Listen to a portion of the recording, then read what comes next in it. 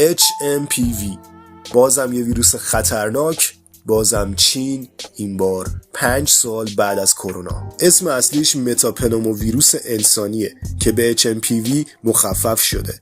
اولین بار تو سال 2001 تو هلند کشف شد و کسی باهاش کاری نداشت، اما حالا تو شمال چین داره یقه آدما رو میگیره. کودکان، سالمندان و به طور کلی هر کسی که سیستم عصبی ضعیفتری داشته باشه در خطره. علائم اون دقیقاً مثل سرماخوردگی یا آنفولانزاست، اما مثل کرونا به سیستم تنفسی حمله میکنه. دوره شدید شدن این ویروس 3 تا 6 روزه و معمولاً در اواخر زمستون و اوایل بهار فرصت مناسبی برای فعال شدن داره.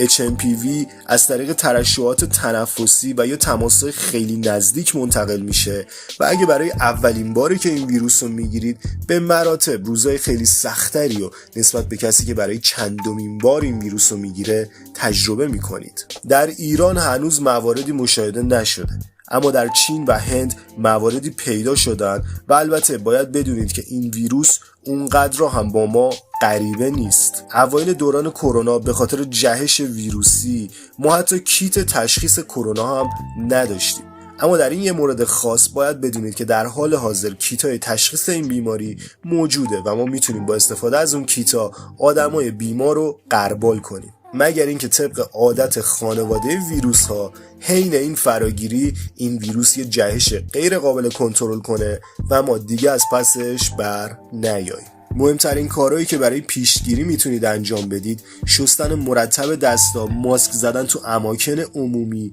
و استراحت مطلق در صورت بروز علائمه. اینم بدونید که HMPV هیچ درمانی تا این لحظه نداره و مثل اکثر ویروس ها ما فقط میتونیم اونو ضعیف کنیم. فراموش نکنید که سرماخوردگی قرن‌هاست روی زمین حضور داره و ما هیچ درمانی برای اون نداریم.